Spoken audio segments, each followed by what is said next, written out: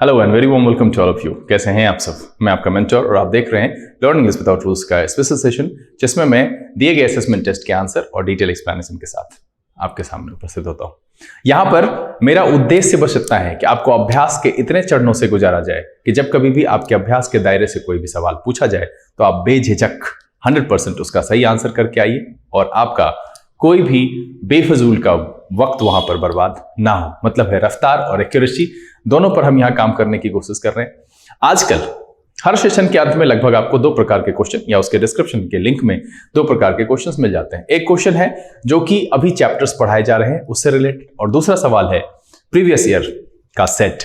इसमें मैंने 21 साल के क्वेश्चन को शामिल करने का उद्देश्य रखा है। बस लक्ष्य इतना है कि आप किसी भी प्रकार के क्वेश्चन में ना उलझे।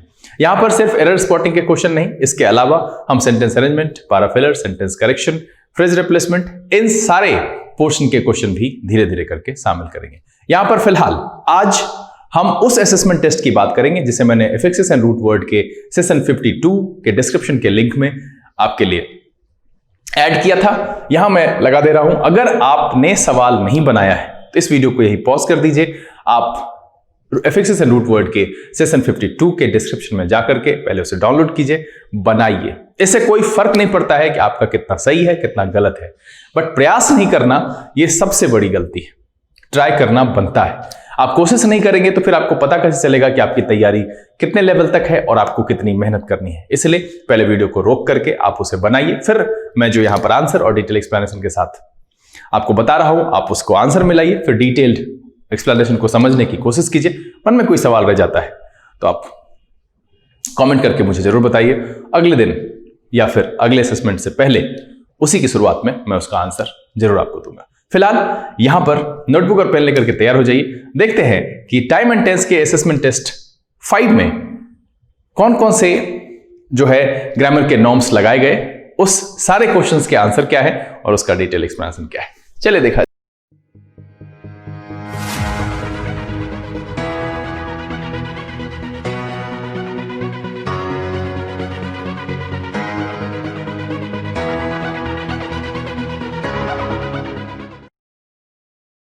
आइए हम आज के सेशन की शुरुआत करते हैं और यह जानने की कोशिश करते हैं कि टाइम एंड टेंस के असेसमेंट टेस्ट 5 में शामिल किए गए क्वेश्चन के आंसर क्या है और उसके पीछे का राज क्या है। सेशन को शुरू करने से पहले अगर आप चैनल पर नए हैं तो इसे सब्सक्राइब करना और बेल आइकन प्रेस करना नहीं भूलिएगा, ताकि इस चैनल से अपलोड किए गए वीडियोस की नोटिफिकेशन आपको मिलती रहे और आपका कोई भी इंपॉर्टेंट सेशन मिस ना हो।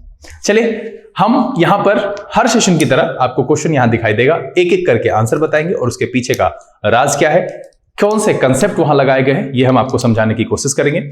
इस असेसमेंट टेस्ट में जो मेरे हाथ में यहां पर है, आप उसे खोलकर अपने सामने रखिए क्योंकि क्वेश्चन देखना बहुत जरूरी होता है। ऐसे मैं यहां पर लिख दे रहा हूं, फिर भी आपके हाथ में हो तो ज्यादा अच्छा है कि ये असेसमेंट टेस्ट आपके टाइम एंड टेंस के एंटायर पोर्शन जो भी मैंने पढ़ाया है, चाहे वो शुरुआती कंसेप्ट हो या फिर आईएनजी से रिलेटेड मैंने कंसेप्ट बताया या फिर रिसेंट में जो मैंने कंडीशंस के लिए बताया, क्लॉज का बताया, वो सब इसमें शामिल है।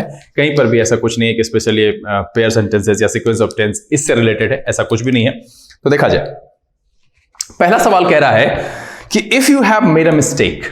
तो जैसा कि आपको याद होगा, अगर आपने सेशन देखा है तो ठीक है, नहीं तो मैं यहां पर नोटिफिकेशन में लगा दे रहा हूं। जब कंडीशनल सेंटेंसेस बता रहा था, उसका जो पहला एपिसोड था इंट्रोडक्शन के बाद वाला, उसमें मैंने यह बताया था कि आप सबऑर्डिनेट क्लॉज में सिंपल का इस्तेमाल करते हैं, प्रेजेंट सिंपल का, प्रेजेंट कंटीन्यूअस कर सकते हैं, प्रेजेंट परफेक्ट भी कर सकते हैं। दैट्स व्हाई ये सही है कि if you have made a mistake, यहां पर कोई भी गड़बड़ी नहीं है। यू के साथ हैव लगा हुआ है, हैव के बाद वो आपका तीसरा फॉर्म लगा हुआ है, इट्स ओके। फिर कह रहा है while filling up the form you should informed.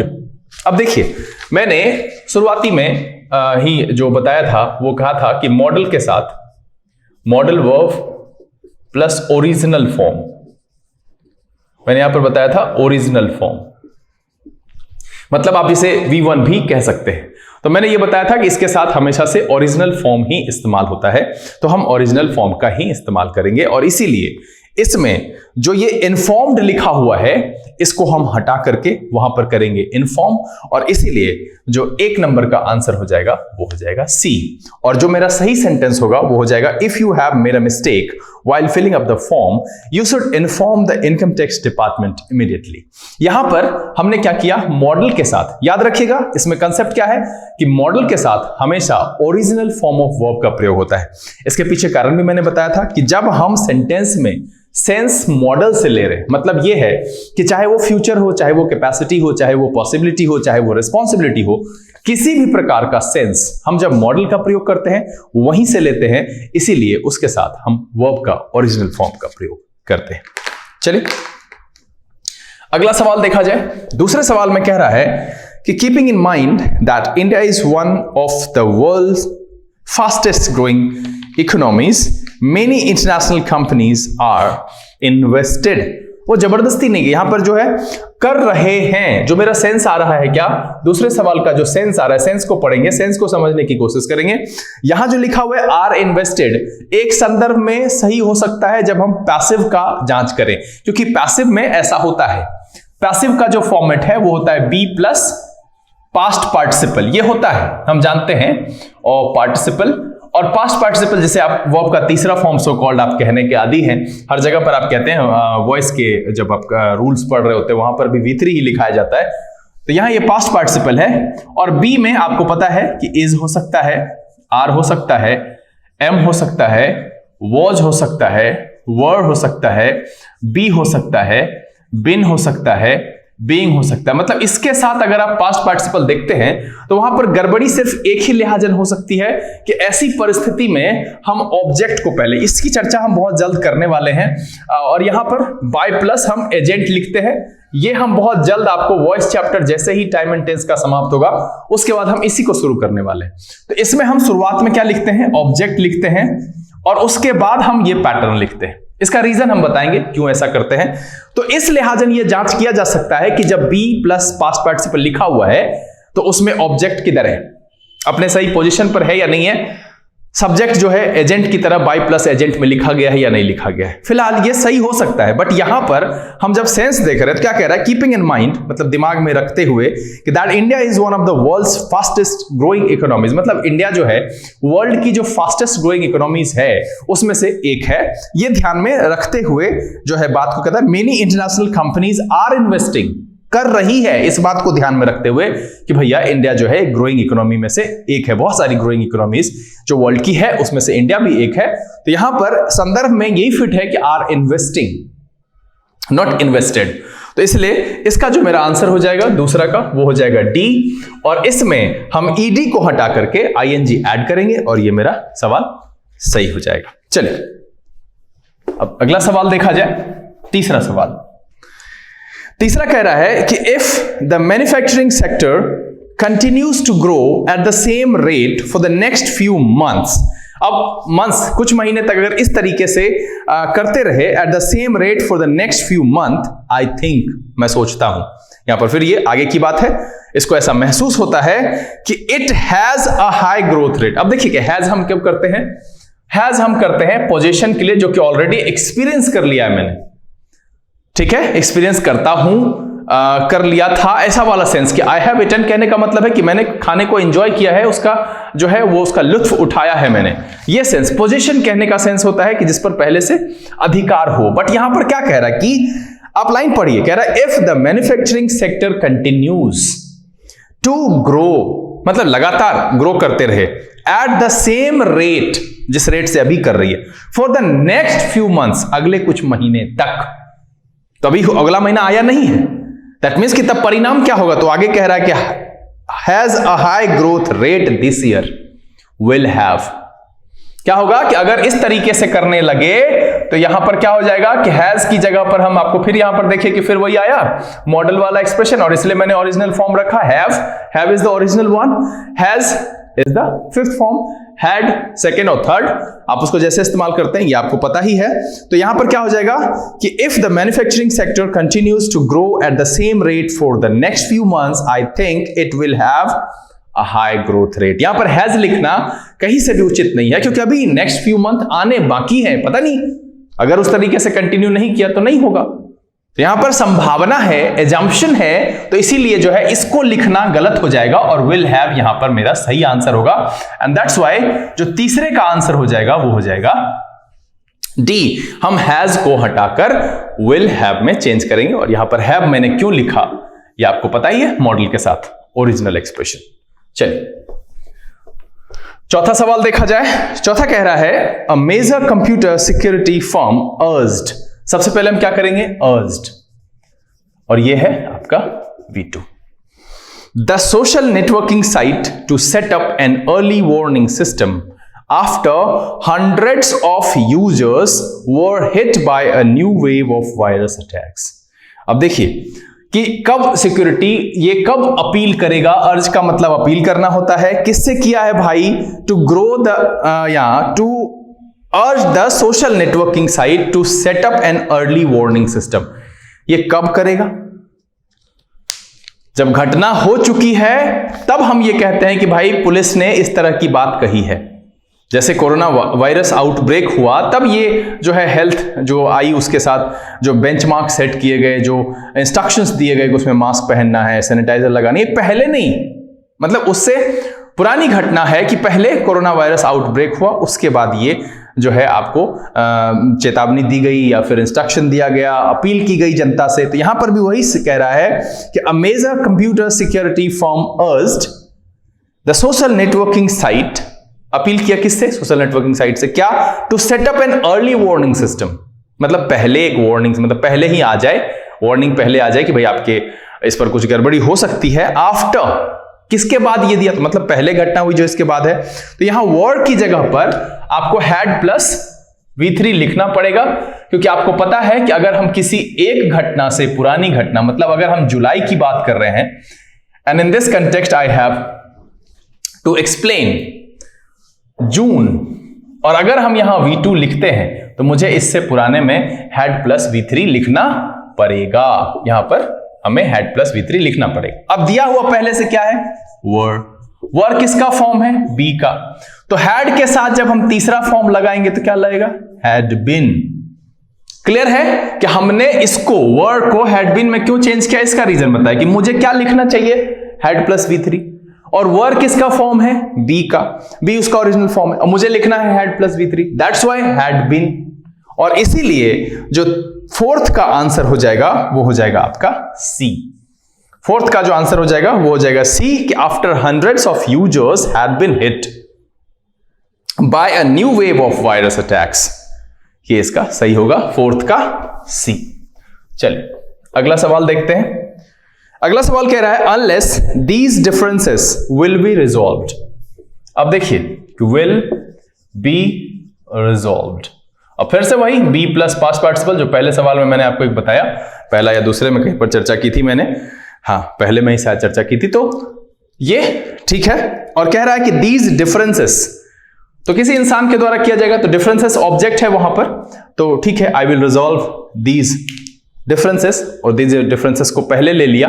ये हम बहुत जल्द वॉइस के सेशन में जब आएंगे तो वहां पर इसकी बात करेंगे। कह रहा है, और एक और चीज यहां पर एक सुधार कर लीजिएगा, एक प्रिंटिंग मिस्टेक है इस 5वें नंबर सवाल में। ऑन, इफेक्ट ऑन, ये डी नंबर में जो है इफेक्ट ऑफ, ऑफ नहीं है, वो ऑन है, और अगर आपने इसे एरर के तौर पर चुना है तो आपको 50% मार्क्स मिलेंगे, क्योंकि आपने इंपॉर्टेंट जो पहला था उसको नहीं चुना, वो गड़बड़ी हो गई आपसे। आप पहले, ठीक है, बाद में होता तो हम कंसिडर करते हैं, बट जब ए के बाद बी में गड़बड़ी है, आपने जंप करके डी की गड़बड़ी को नोटिस किया, तो फिर बी की गड़बड़ी को कौन नोटिस करेगा, तो ये आपको ध्यान रखना है। तो इसलिए यहां पर आप इसको ऑन में चेंज कर लेंगे। अगर आपने उसे एरर मार्क किया है तो मेरे हिसाब से मैं आपको दे तो रहा हूं 50%, पर मुझे देना भी नहीं चाहिए, क्योंकि बी नंबर आपने कंसिडर नहीं किया, आप जंप कर गए। तो यहां पर क्या कह रहा है कि unless these differences will be resolve soon there will be an adverse effect on foreign investment.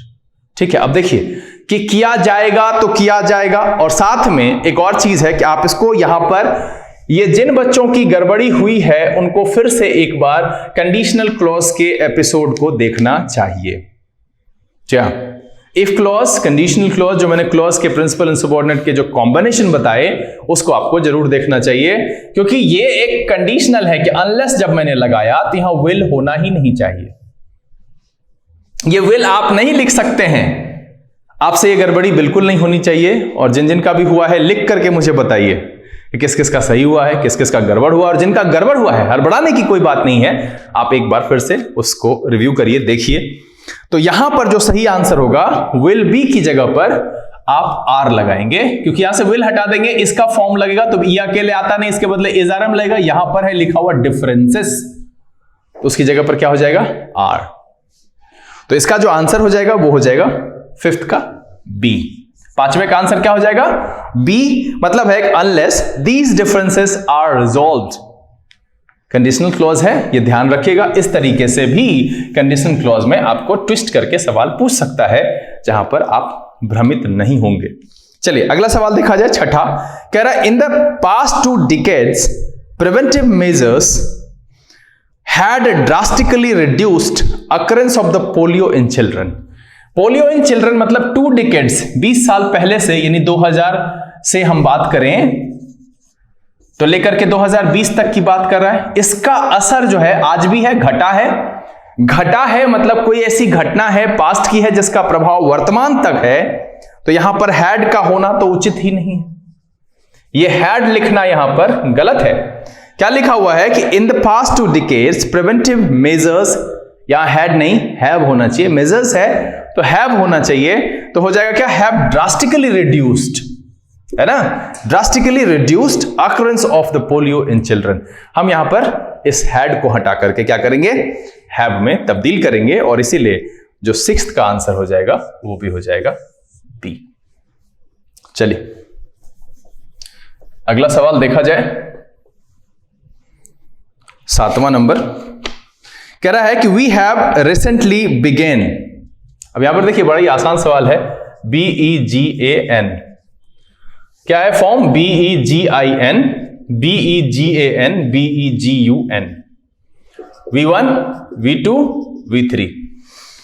अब यहां सवाल में कह रहा है वी हैव, और आपको पता है कि हैव, हैज या हैड या विल हैव, मतलब ठीक है, हैव विल हैव नहीं भी लिखेंगे तो इसके साथ तीसरा फॉर्म लगता है, तो ये होना चाहिए, जबकि लिखा हुआ है V2, इसलिए बड़ा ही आसान सा सवाल है। 7वें का आंसर हो गया ए। 7th का आंसर क्या हो गया, ए। यह आपको ध्यान में रखना है कि हमेशा जब कभी भी हम सेंटेंस में हैज, हैव और हैड का प्रयोग करते हैं, उसके बाद अगर हम चाहें तो एक नाउन रख सकते हैं, एडजेक्टिव के साथ रख सकते हैं, कोई दिक्कत नहीं है।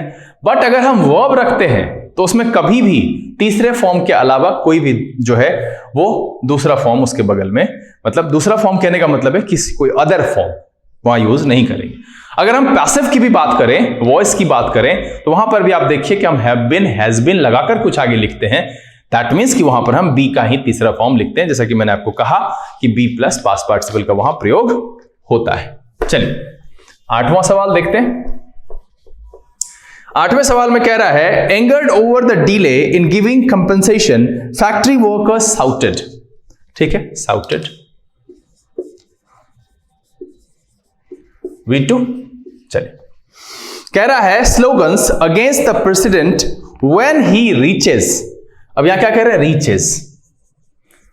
चलिए ये सबसे पहले तो गड़बड़ हो गया, क्योंकि जब स्लोगन चिल्लाया तो ये पास्ट की घटना है, तो जब पहुंचा तब पास्ट की घटना होगी, मतलब जिस समय पहुंचा उसी समय। हम इस दोनों के बीच में गैप नहीं है, ऐसा नहीं है कि पहुंच गया, पूछताछ कर लिया, बातचीत कर लिया, तब स्लोगन चिल्लाने पर इंस्टेंट वहां पर है कि टाइम गैप नेग्लिजिबल है, तो एटलीस्ट यहां पर क्या होना चाहिए, reached.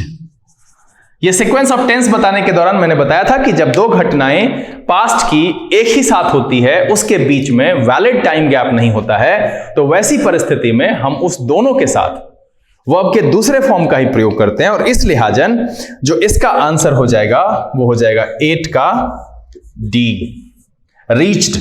When he reached the office, जब वो पहुंचे, स्लोगन उनके अगेंस्ट चिल्लाया, नारा लगाया। चलिए 9वां सवाल देखा जाए। कहता है दो ही प्रमोटेड। अब देखिए ही प्रमोटेड का मतलब है कि ही जो है वो सब्जेक्ट हो जाएगा, जबकि ही को प्रमोट किया गया। आगे पढ़ के देखिए तो पता चलता है कि the banks board as a director, तो उसको किया गया है, किसी सीनियर ने किया है जो बैंक के बोर्ड ऑफ मेंबर्स में है, बोर्ड ऑफ डायरेक्टर्स में है, वहां से जो है उनको किया गया है, तो फिर यहां पर पैसिव होगा। और इसीलिए है यानी अभी भी प्रभाव में है वो, इसीलिए यहां हैज बीन होना चाहिए, जो कि मिसिंग है कि दो ही has been promoted to banks board, उनको किया गया है as a director, he continues to carry out all his current responsibilities. मतलब है कि उनको किया गया इसलिए उनकी जो करंट रिस्पॉन्सिबिलिटीज है वो उसको कैरी करेंगे। तो यहां पर है किसी के द्वारा प्रमोट किया गया है, and this is the case of passive. Has करेंगे तो उसका मतलब खुद से, तो खुद से कोई प्रमोट नहीं करता है, उसको किया जाता है। जैसे कहते हैं कि I draw a circle is drawn, तो यहां पर देखिए कि हमने क्या लिखा, इज लगा करके पास्ट पार्टिसिपल लगाया, this is the case of passive. बहुत जल्द इस सेशन पर भी हम यहां पर लौटेंगे।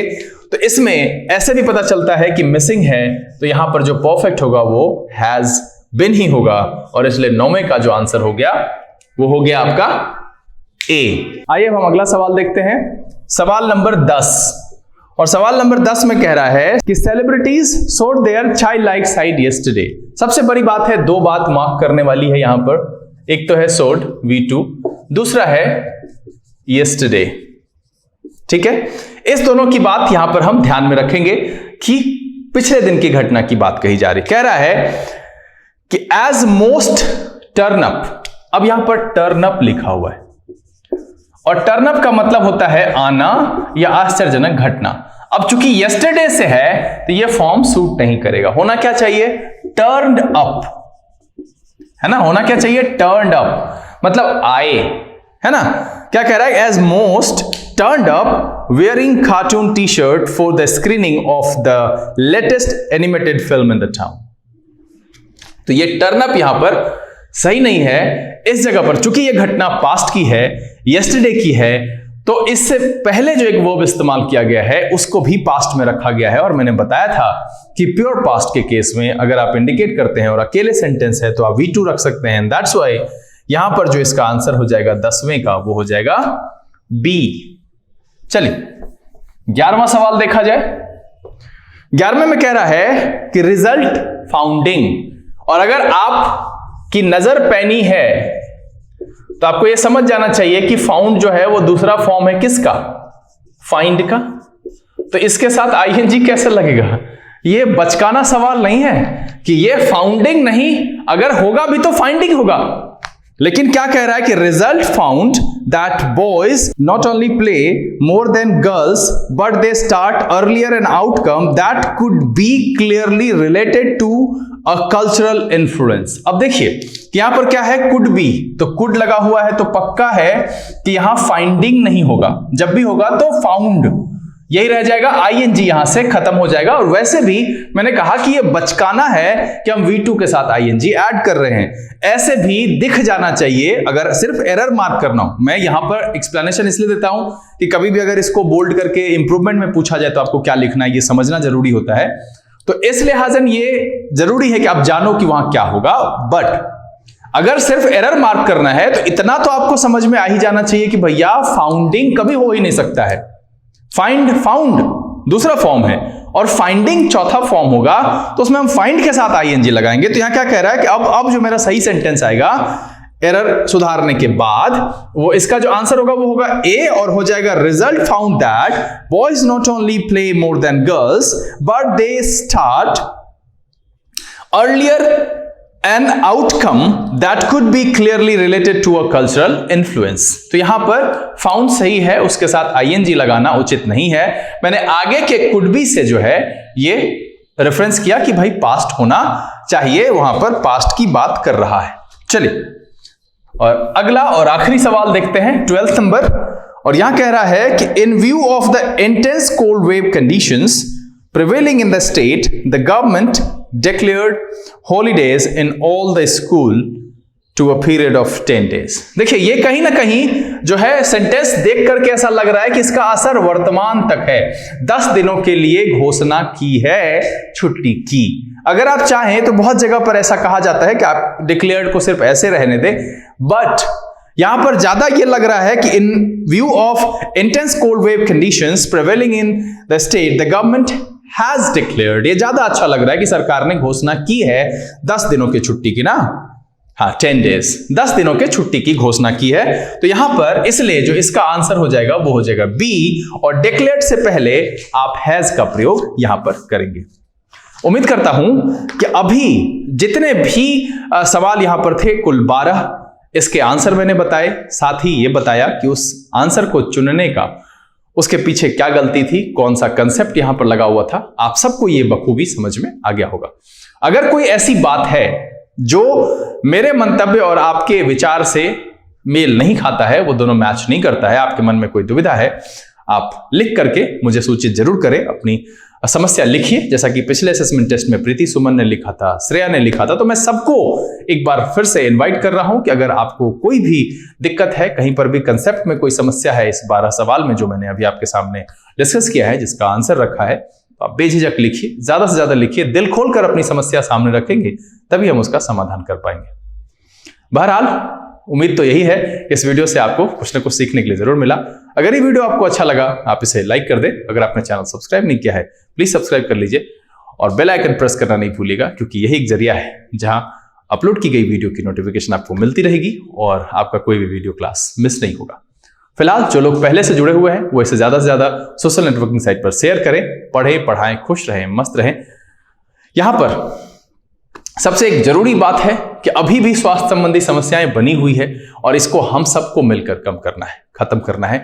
तो अपना और अपने परिवारजनों का ख्याल रखें, ऐसा कोई भी काम ना करें जिससे आप और आपका परिवार, आपका समाज खतरे में पड़ जाए। घर में रहें, स्वस्थ रहें, मस्त रहें, तैयारी में जुटे रहें, एटलीस्ट एंजॉय करते हैं तो पढ़िए भी, ये बहुत जरूरी है। अगले दिन इसी तरीके से एक नए असेसमेंट टेस्ट के आंसर और डिटेल एक्सप्लेनेशन के साथ आपके सामने उपस्थित होंगे।